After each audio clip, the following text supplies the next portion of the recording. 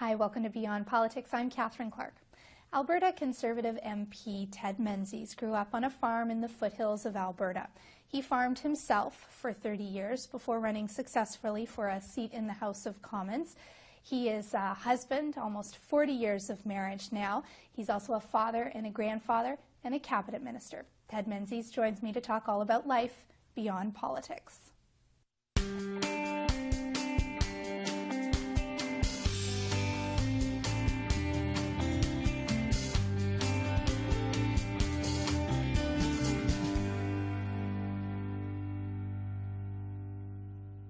Ted Menzies, welcome to Beyond Politics. It's really great to have you here.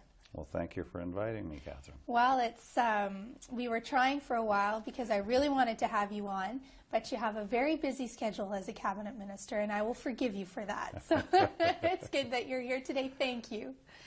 Tell me a bit about where you grew up. You grew up really in the foothills, essentially, and it's such a beautiful part of the world. Tell me about it. Well, it's a part of the world, a part of Canada that is very unique. Most people think of our part of the world because of the Chinooks, and certainly they are a contributing factor to the great part of that country. Right. It's what brought the cattle ranching to be such a dominant feature in our area, is because the Chinooks cleared off the foothills. So cattle could actually graze throughout the winter, and there's no other place in Canada that can happen. That's fascinating. I had no idea. Yeah. It attracted a Cochrane Ranch, the Hayes Ranches, yeah. like many of the famous ranches. The old 44 Ranch, where my father worked when he first arrived from Belfast, Northern Ireland, wow. At the 44 Ranch, and those hills would bear off, those foothills, and it is a very unique part of the country.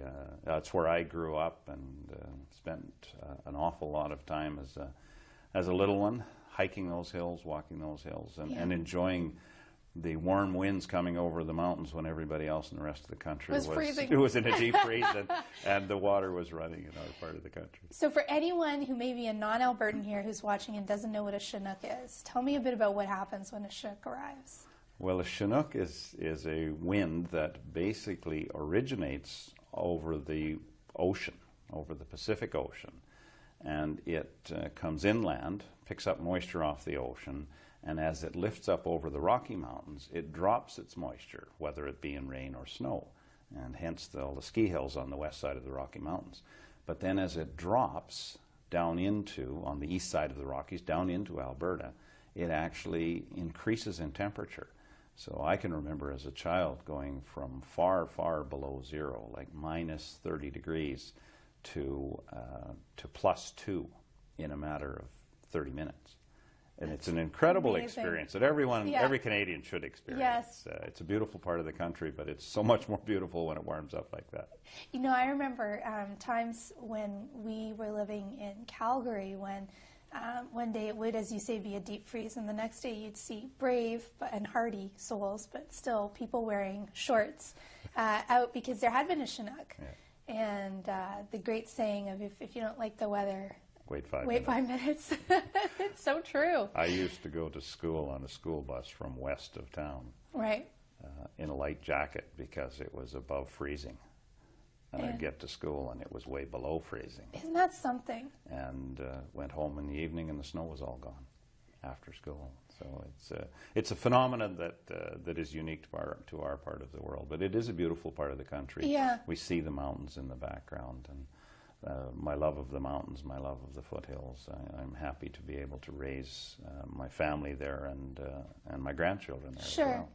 You know, I always wonder what impact landscape has on people, because I think when you live in particularly beautiful or unique areas, and especially if you grow up there, that ends up having a very strong impact on you as a person, whether it's through the activities that you decide to pursue or the hobbies that you take up. Has the landscape that you were surrounded with as a child and still now impacted you as a person? I think it has. I think it's helped me to be a more positive person. And I don't know if any actual psychologist could draw a link between that. Yeah. But I look all the time growing up. The first place I looked in the morning was to the hills, and that was the way I knew what the day was going to look like. And so it gave me a positive outlook on life, I think. Right. And we are creatures of our surroundings, and so I would agree with you. I mean, it taught me to appreciate wildlife. It taught me to appreciate nature. I farmed for 30 years and felt so in touch with the earth because of my upbringing. Yeah. Do you find that you're the type of person who needs to be surrounded by space to truly feel calm, or are you okay in all different surroundings? I'm pretty adaptable. Yeah. I'm pretty adaptable. I love standing on top of a mountain, but I also love engaging people just Sure. as much. Or standing up in question period. Oh, that Both too. are perfectly Yeah. fine. Yes. I feel like I'm standing on a mountain. Do you? Because people are listening to me. They might be listening to you better there than on the top of a mountain. So you talked about cattle ranchers coming over, and you talked about your dad. How did your parents end up in Alberta? My father ended up in our little hometown because a gentleman and his wife from Belfast, Northern Ireland, had moved to our little hometown, to Claresholm, Alberta, years before that. And the message went back, there's a welcoming environment in this little town. And so it took him 2 years to get there, but he worked his way across the country and ended up there. He was working on a ranch. He had actually he had bought his first piece of property, and my mother was a school teacher Right. in a one-room school. Wow. Where was she from originally? She was from Red Deer. Okay. And her family were from Australia, actually, Wow. so we come from different parts of the world. Yeah. She was the school teacher at the school where the Christmas concert was being put on, and my father was playing the violin. Oh, that's so And great. that's where they met. Isn't that something? And that school still stands. Does it really? Was your mom served still as a school teacher until No. the first kids, or no? Was No. it the time when She- you got married? Yeah, you got married. It was quite a distance to travel. So Okay. when she got married, she stayed home and raised 3 young ones. Okay. What did your dad farm then right away? Yes, he did. Yeah. Started out as a trapper. Wow. A ranch hand and a trapper. Okay. And Decided he didn't like that, or did he just want to work his way up to he having did his own that in the farm? wintertime because you can Wow. farm in the summer and, Sure. and trap in the winter. Sure. Wow. Traditional lifestyle. And do you remember what it was like? I mean, tell me what it was like growing up as a kid. You're 3 of you kids in a farm, and it's, I'm sure, not an easy life.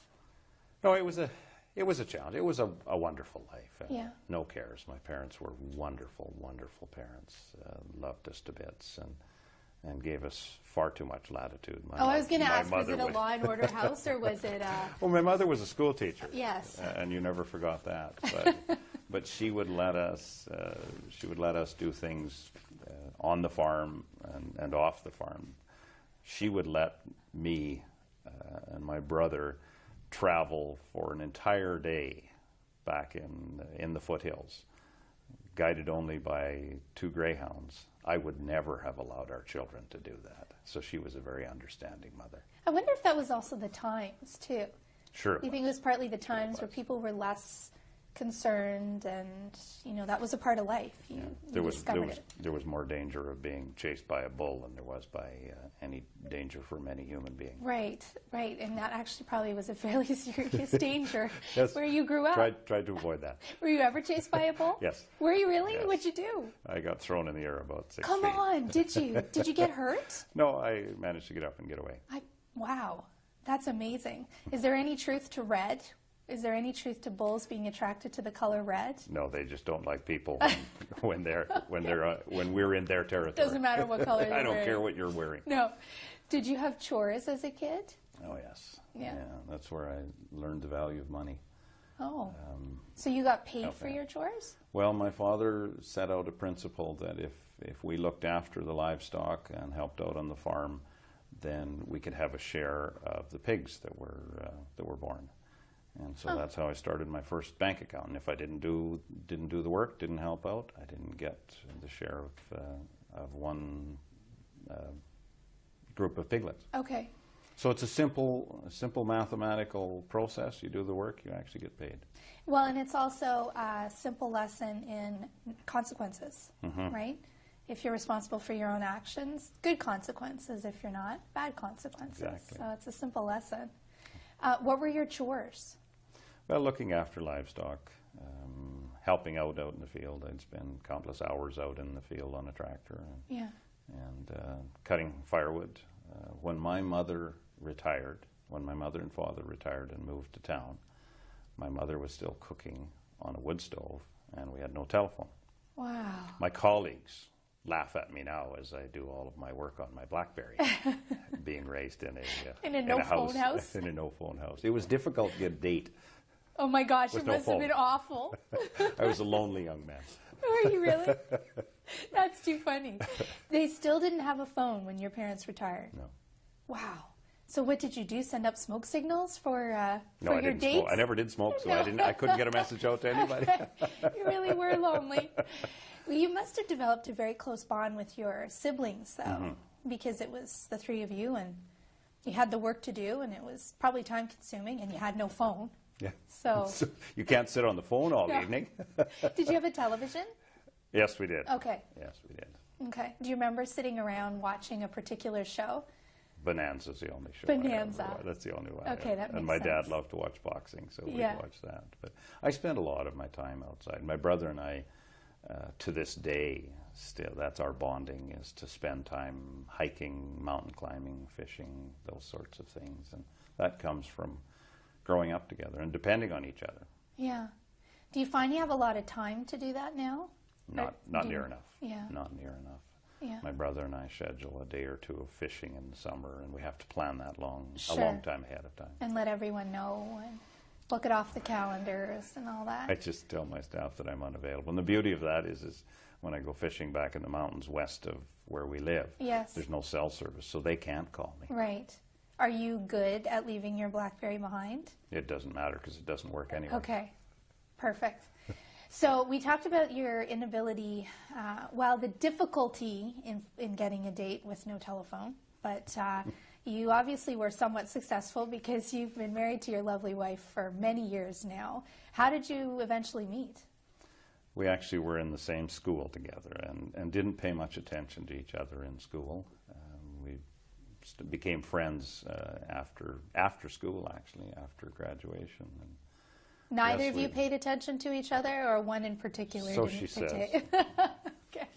Okay. But we've been now, as of the 27th of April of this spring, we've been married 39 years. Oh, that's really remarkable. Congratulations. So you became friends after high school then? After high school. Okay.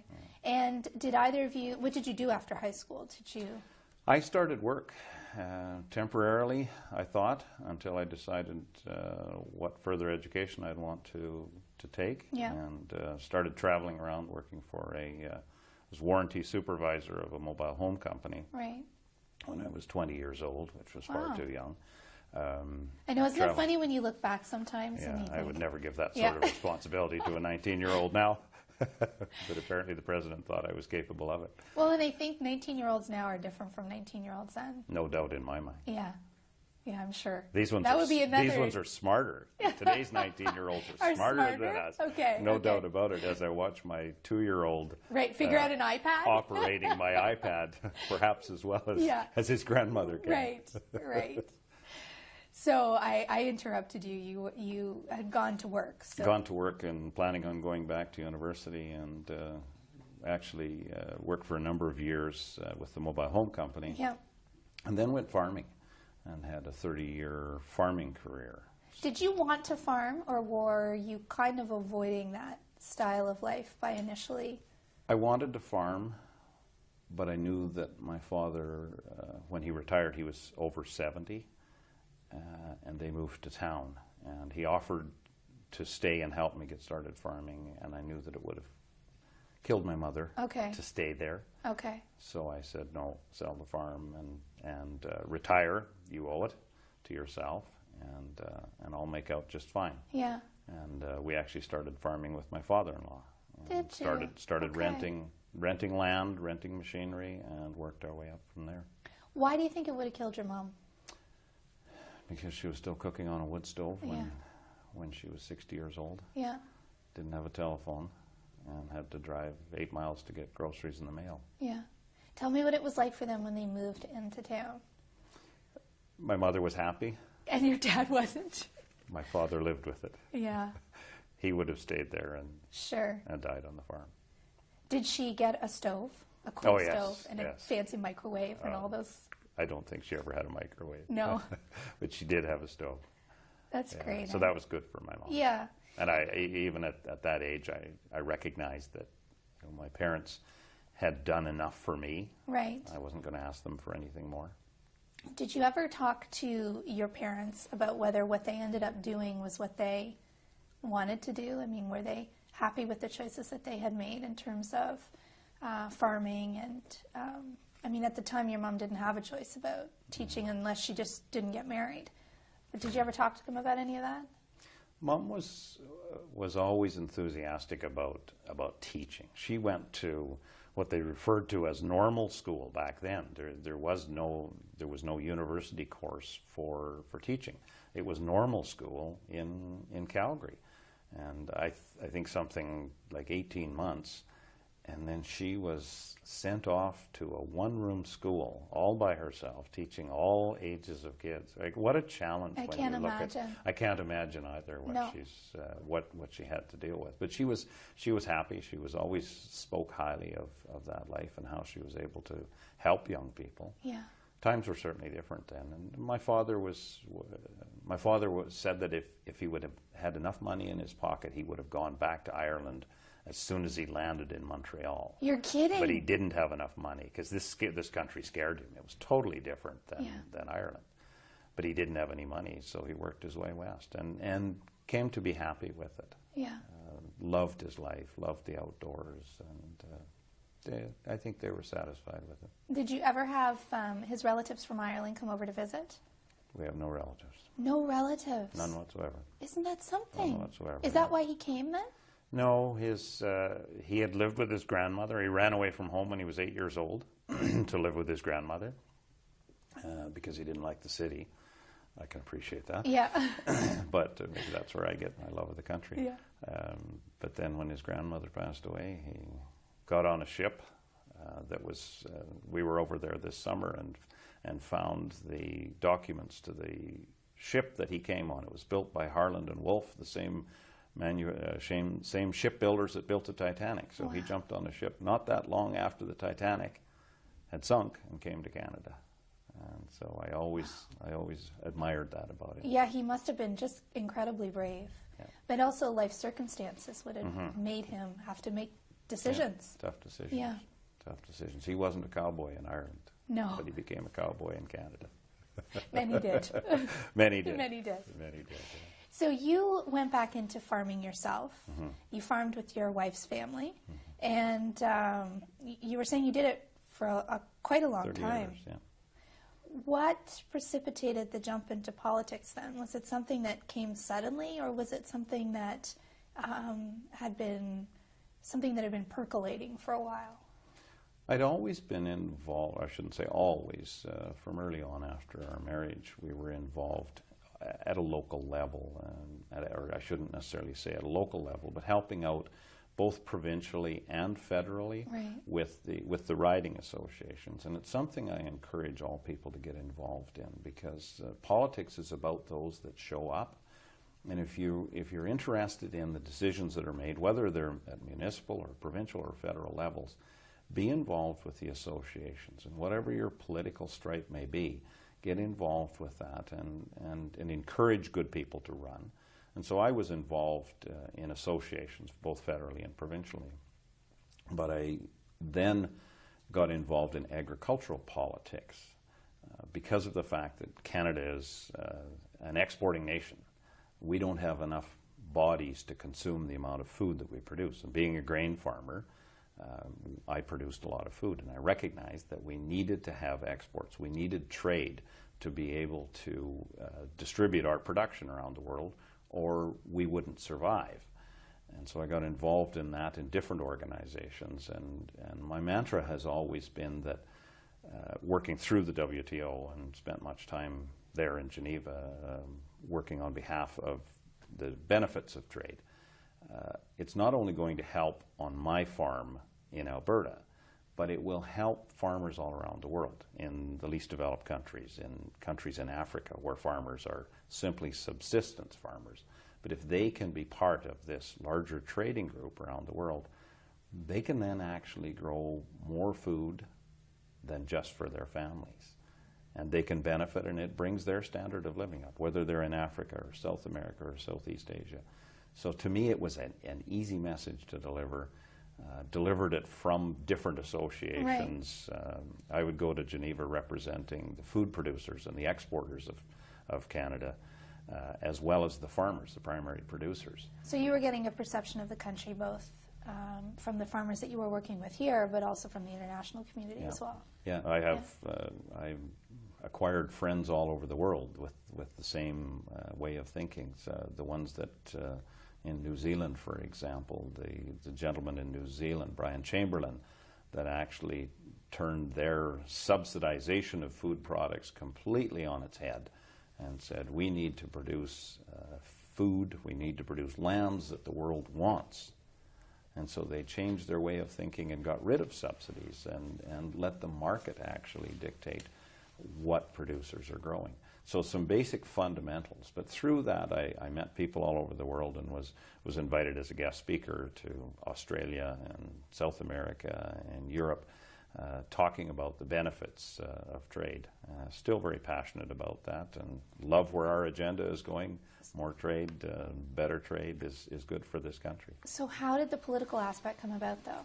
I mean, well, I worked from the outside in many times. I would be here as a witness in Ottawa at standing committees, Senate and House of Commons standing committees, talking about trade and trade promotion. And did you just decide one day I could do this better? Well, actually, the opportunity came up because I had been involved. Yeah.